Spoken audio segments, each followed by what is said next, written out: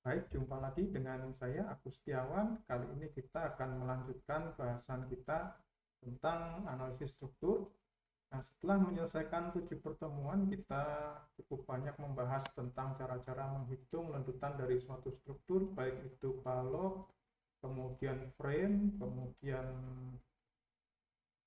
rangka bata. Maka kali ini kita akan menggunakan semua hal yang sudah kita pelajari itu untuk melakukan analisis suatu struktur statis tak tentu. Nah, ada beberapa cara untuk menganalisis struktur statis tak tentu. Nanti kita akan berkenalan dengan 3 metode. Metode pertama adalah metode gaya atau Post method, kemudian nanti yang metode kedua adalah metode slope deflection equation, dan metode keempat adalah nanti metode distribusi momen atau moment distribution. Nah, untuk metode gaya kita akan melihat atau mempelajari terlebih dahulu struktur balok statis tak tentu. Nah, sebelumnya kita akan melihat dulu apa yang dimaksud dengan struktur statis tak tentu. Pada saat kita mempelajari mata kuliah statika di semester awal perkuliahan, maka kita mempelajari tentang struktur-struktur statis tertentu. Nah, apa yang mengklasifikasikan struktur tersebut statis tertentu atau tak tentu. Nah, jadi di sini disebutkan bahwa sebuah struktur itu apapun jenisnya, pada umumnya dapat diklasifikasikan sebagai struktur statis tak tentu apabila jumlah reaksi tumpuan yang tidak diketahui, jadi kuncinya adalah jumlah reaksi tumpuan yang tak diketahui, atau gaya-gaya dalamnya ini melebihi dari jumlah persamaan keseimbangan yang ada. Jadi kita tahu persamaan keseimbangan kita ada 3, jumlah gaya horizontal 0, jumlah gaya vertikal 0, jumlah momen sama dengan 0. Nah, sehingga kalau persamaan keseimbangan kita ada 3, sedangkan jumlah reaksi tumpuan yang tidak diketahui ini ada lebih dari 3, maka kita secara mudah mengklasifikasikan sebagai suatu struktur statis tak tentu. Nah, sebagian besar struktur yang dihasilkan saat ini umumnya justru merupakan struktur statis tak tentu.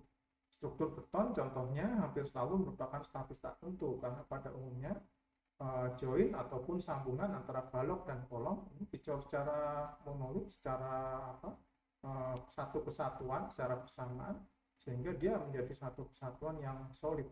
Nah, sehingga ini cenderung struktur beton ini pasti akan menghasilkan struktur-struktur statis tak tentu. Nah, ini ilustrasi sederhana bagaimana melihat analisis apakah struktur tersebut statis tertentu atau tak tentu. Kita lihat di sini ada suatu balok menerus, dikatakan balok menerus karena dia tertumpu di 3 tumpuan, tumpuan A, kemudian tumpuan B, dan tumpuan C. Tumpuan A dan tumpuan sendi, maka kita tahu ada reaksi vertikal VA di sini, kemudian dia juga punya reaksi horizontal HA. Tumpuan B, tumpuan roll, maka dia punya reaksi vertikal saja. Tumpuan C juga tumpuan roll, dia punya reaksi vertikal saja. Sehingga total jumlah reaksi dari struktur balok lurus ini adalah 4. Nah, sedangkan jumlah persamaan tadi seperti di awal saya sampaikan ada 3, yaitu jumlah gaya horizontal 0, jumlah gaya vertikal 0, kemudian jumlah momennya harus 0. Sehingga kalau ada 4 variabel, 4 sesuatu yang tak diketahui, sedangkan persamaan kita hanya 3, maka kita tidak akan bisa menyelesaikan persamaan ini. Ya. Artinya apa? Artinya ada reaksi yang berlebih. Nah, berapa reaksi yang berlebih? Maka kalau kita kurangkan agar dia statis tertentu, maka reaksinya harus sama dengan jumlah persamaan, ya, harus 3. Artinya ada satu reaksi yang berlebih. Nah, sehingga kita nanti akan membuang reaksi berlebih tersebut dan mengganti dengan bahan lainnya. Nah, prinsip tersebut menghilangkan reaksi lebih atau reaksi redundan tadi, itu yang nanti akan menjadi dasar analisis dengan menggunakan Post method. Nah, kemudian keuntungan dan kekurangan dari struktur statis tak tentu apa saja keuntungannya? Tegangan maksimum dan defleksi akan lebih kecil daripada struktur statis tertentu, karena pada umumnya bending momennya akan kecil daripada struktur statis tertentu. Kemudian dia akan memiliki tendensi untuk redistribusi beban jika terjadi overload. Jadi gaya-gaya dalam itu masih bisa disalurkan ke balok di sebelah kiri ataupun kanannya atau di samping-sampingnya. Nah, sehingga kalau overloading masih ada kemungkinan strukturnya akan saling redistribusi beban. Kemudian karena momennya kecil, kemudian tegangannya juga mengecil, maka praktis ukuran penampangnya juga bisa dibuat lebih kecil daripada struktur statis tertentu. Kemudian jelas karena ada tumpuan yang cukup banyak, maka dia akan memiliki stabilitas yang lebih baik tentunya daripada statis. Nah, namun dari beberapa keuntungan tersebut ada juga kekurangan dari struktur statis tertentu. Jadi umumnya biaya fabrikasi tinggi, tapi join antara balok dan kolom agar dia menjadi satu kesatuan yang cukup kaku, tentunya butuh penempatan tulangan yang cukup detail, sehingga fabrikasinya akan memakan biaya yang cukup tinggi. Kemudian ada tegangan tambahan yang harus diperhitungkan akibat deformasi yang disebabkan oleh settlement, differential settlement. Nah, ini adalah isu yang cukup penting untuk dilihat bahwa adanya penurunan pada lokasi tumpuan ini akan mengakibatkan tegangan ekstra. Kemudian perubahan panjang elemen, perubahan temperatur, saat fabrikasi, dan sebagainya, ini juga turut menyumbang adanya tegangan sekunder yang tinggi. Nah, ini adalah keuntungan dan kekurangan dari struktur statis. Nah, ini adalah metode analisis. Tadi sudah saya sampaikan ada beberapa cara untuk metode analisis struktur statis tertentu. Nah, sebetulnya ada dua garis besar, yaitu yang disebut dengan metode gaya atau flexibility, kemudian metode stiffness atau metode kekakuan atau displacement. Untuk struktur statis tertentu yang punya derajat ketidaktentuan tinggi, maka biasanya menggunakan stiffness method ini akan lebih menguntungkan. Nah, kemudian kita lihat perbedaan keduanya apa. Kita lihat dari beberapa faktor. Yang pertama adalah dari variabelnya. Variabel artinya besaran apa yang tidak diketahui. Dalam metode gaya, maka gaya atau force itu adalah besaran yang tidak diketahui. Maka dia akan ditemukan lebih dulu. Jadi force ini akan ketemu lebih dulu, baru kemudian kita bisa menghitung gaya-gaya dalam lain.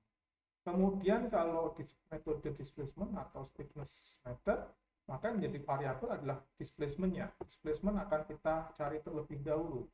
Jadi displacement ditemukan dahulu. Kalau metode gaya, maka force-nya dulu yang ditemukan. Nah, kemudian jenis persamaan yang dipakai. Kalau untuk metode gaya, maka persamaannya akan menggunakan persamaan kompatibilitas serta persamaan gaya. Kemudian kalau metode stiffness, maka yang diperlukan adalah persamaan keseimbangan serta hubungan antara force displacement. Kemudian kalau koefisien variabelnya, maka dinamakan koefisien fleksibilitas. Metode stiffness dinamakan koefisien kekakuan. Nah, ini adalah metode analisis untuk struktur statis tertentu. Tadi sudah disebutkan ada dua aliran utama, yaitu metode gaya atau metode displacement atau stiffness. Nah, metode gaya atau force method ini akan kita pelajari selama 3 pertemuan ke depan. Ini pada awalnya dikembangkan oleh James Clerk Maxwell tahun 1964, sudah cukup lama. Kemudian disempurnakan kembali oleh Otto Moore dan Heinrich Müller-Breslau. Nah, kita lihat konsep dasar daripada metode gaya, bagaimana analisis dilakukan. Oke, contoh kita lihat suatu balok begini, tertumpu jepit di sebelah ujung A, kemudian tertumpu roll di ujung B. Nah, kita analisis terlebih dahulu sebelum melangkah lebih jauh. Tumpuan jepit kita tahu ada 3 reaksi, yaitu reaksi vertikal, kemudian ada reaksi horizontal, kemudian ada reaksi momen. Jadi di tumpuan A ada 3 reaksi tumpuan. Bagaimana dengan tumpuan B, roll, berarti dia hanya punya 1 reaksi vertikal saja. Nah, artinya ada 4 reaksi tumpuan. Persamaan kita hanya punya 3. Artinya apa? Artinya ada kelebihan 1 reaksi, atau disebut ada 1 reaksi redundan. Nah, untuk metode gaya, maka reaksi lebih tersebut harus kita lepaskan dahulu, sehingga reaksinya nanti menjadi 3. Nah, contoh dalam penyelesaian kasus ini, maka reaksi di titik B kita anggap sebagai reaksi berlebih. Karena berlebih, maka kita copot tumpuan di B. Tumpuan di B dicopot sehingga di titik B sekarang jadi tumpuan bebas. Seperti ini. Nah, kemudian beban P tetap ada, kita reaksi di A tetap ada reaksi horizontal, reaksi vertikal, serta ada reaksi longgar. Nah, berdasarkan beban dan reaksi tersebut, maka kita bisa menghitung lendutan yang terjadi di titik B. Di sini delta B kita bisa hitung. Ya. Nah, sekali lagi ini adalah hasil mencopot tumpuan di B. Sehingga titik B bisa melendut sebesar delta B. Nah, pada kenyataannya kan tumpuan di B ini tidak mengalami lendutan. Pada kenyataannya di B ada tumpuan drop. Nah, sehingga kita berikan gaya pembalasnya. Kita berikan gaya pembalasnya, ya, kita berikan satu satuan di titik B, agar titik B yang tadinya terdisplacement ke bawah, ya, bergerak ke bawah, agar dia bisa kembali lagi ke atas, maka kita berikan gaya satu satuan di titik B ke atas. Nah, akibat gaya satu ini, maka kita bisa menghitung besarnya FBB. Jadi FBB adalah displacement yang timbul akibat titik B diberi beban satu. Nah, kalau di titik B itu kita berikan beban sebesar PB, ya, PB itu artinya adalah sebesar reaksi di B, maka titik B akan mengalami lendutan ke atas yang besarnya sama dengan besar reaksi di B dikali FBB. Jadi secara mudah dipahami, kalau satu satuan menimbulkan lendutan FBB, maka kalau PB itu maka akan menimbulkan lendutan sebesar PB dikali FBB. Nah, sehingga sekarang kita bisa simpulkan bahwa sebetulnya titik B itu kan displacement-nya 0, ya, tidak ada displacement di titik B, karena dia ada tumpuan di situ. Nah, artinya apa? Artinya kalau kita jumlahkan ini delta B yang ini dengan delta aksen PB, maka jumlah keduanya harus sama dengan 0. Kenapa minus? Karena kita ambil asumsi kalau ke bawah kita anggap dia negatif seperti itu, ya. Delta B ke bawah maka kita anggap negatif, kemudian PB kali FBB kita anggap positif. Nah, di sini yang belum ketahuan atau belum kita tahu apa? Delta B bisa kita hitung, ya, karena delta B dihasilkan dari beban P ini. Dengan menggunakan metode-metode kemarin, Castigliano, metode kerja virtual, metode luas momen, metode integrasi ganda, maka delta P ini bisa kita hitung. Artinya ini ada angkanya. Terlepas dari dia bentuknya adalah 10 per EI, terus 15 per EI, tapi delta P bisa kita hitung. Kemudian FBB juga bisa kita hitung. FBB tadi kan lendutan yang timbul akibat titik B itu dikasih satu satuan. Nah, sehingga FBB bisa kita hitung, ya, kembali menggunakan metode Castigliano, metode virtual, beban virtual, dan sebagainya. Nah, artinya kalau delta B dan FBB bisa dihitung, maka tentunya dengan mudah kita mendapatkan PB. PB ini apa? PB ini adalah reaksi vertikal di titik B. Sehingga kalau kita sudah dapatkan satu reaksi vertikal di B, maka pasti kita bisa mendapatkan ketiga reaksinya yang lain. Kenapa? Ya, karena kelebihannya redundannya cuma satu. Kelebihannya sekarang kita sudah dapat, sehingga praktis kita harusnya bisa menghitung tiga reaksi lain. Nah, FBB itu tadi yang kita hitung, ini yang sering disebut dengan koefisien fleksibilitas. Nah, kalau PB sudah diketahui, kemudian reaksi tumpuan di A juga sudah kita dapatkan semua, maka tugas kita selanjutnya adalah apa? Kalau reaksi semua sudah dapat, maka kita harus atau wajib menggambarkan bending moment diagram, kemudian kita juga menggambarkan SFP, shear force diagram, yaitu diagram gaya lintah, kemudian kita bisa juga menggambarkan normal force diagram. Ya, umumnya ada 3 bidang ini yang bisa kita gambarkan saat melakukan analisis. Nah, contoh lain masih sama bendanya. Tadi ada satu reaksi lebih, kemudian kita copot reaksi B. Sekarang saya akan copot tumpuan jepit di sini. Tumpuan jepit ini saya gantikan dengan tumpuan sendi. Nah, kalau kita tahu tumpuan jepit ini kan rotasinya sama dengan 0, tidak ada rotasi di situ. Sehingga kalau kita ganti dengan tumpuan sendi, maka reaksi yang hilang adalah reaksi momen. Kalau ini ada reaksi vertikal, reaksi horizontal, reaksi momen. Kita copot jadi sendi, maka yang hilang adalah reaksi momennya yang hilang. Ya. Nah, karena reaksi momen hilang, maka kita balas dengan satu satuan.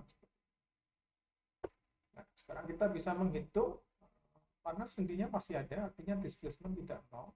Yang nol apanya? Yang nol adalah si sudut rotasinya. Jadi theta A, ya, kalau kita tambah dengan alfa A dikali dengan A, maka kita akan dapatkan sama dengan nol. Nah, kalau theta A bisa kita hitung, alfa A juga bisa kita hitung, maka yang akan kita dapatkan dari step ini adalah momen di titik A. Nah, contoh lain berikutnya, ada balok menerus, kemudian ada 4 tumpuan. Kita lihat tumpuan A ini ada 2 reaksi vertikal, dua reaksi, yaitu satu vertikal, satu horizontal. B ada 1 vertikal, C 1 vertikal, D ada 1 vertikal, sehingga total ada 5 reaksi tumpuan. Artinya kalau kita punya 3 persamaan keseimbangan, maka kita sebetulnya kelebihan ataupun punya 2 reaksi redundant. Nah, dalam contoh ini saya akan melepas tumpuan B dan C. Jadi di sini tumpuan B saya lepas, tumpuan C dilepas. Ya.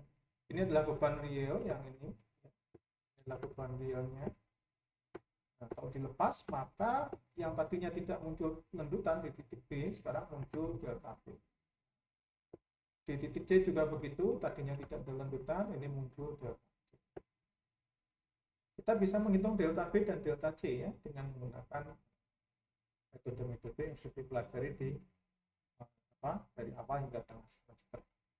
Nah, kemudian karena kita mencopot B dan C, maka kita harus berikan kompensasi. Di titik B kita berikan PB ke bawah. Maka akibat beban PB, maka di titik B akan timbul lendutan PB. Kemudian akibat beban di PB, di C juga akan muncul lendutan. Lendutannya kita namakan FB kali PCB. Nah, kalau di B maka FB kali FB. Nah, kemudian titik C kan kita copot juga. Kita tambahkan beban di titik C, kita tambahin PC di sini, maka akan timbul reaksi. Timbul reaksi PC kali FCC, kemudian di ujung B ini akan timbul reaksi juga PC kali FCC. Nah, sehingga sekarang kita bisa menjumlahkan ketiganya, delta B ditambah PB kali FBB tambah PC kali FBC, maka ini harus sama dengan 0. Karena sejatinya di titik B itu tidak ada lendutan. Begitu juga di titik C, delta C ditambah PBCB ditambah PC FCC. Ini harus sama dengan 0. Ya, kalau sudah ada nilainya, kita bisa menghitung misalnya PB dan PC. Nah, dari 2 persamaan ini umumnya nanti kita perlu melakukan suatu proses. Demikian pengantar kita menggunakan metode gaya untuk analisis suatu struktur statis. Di video berikutnya kita akan lihat contoh soal dari metode gaya.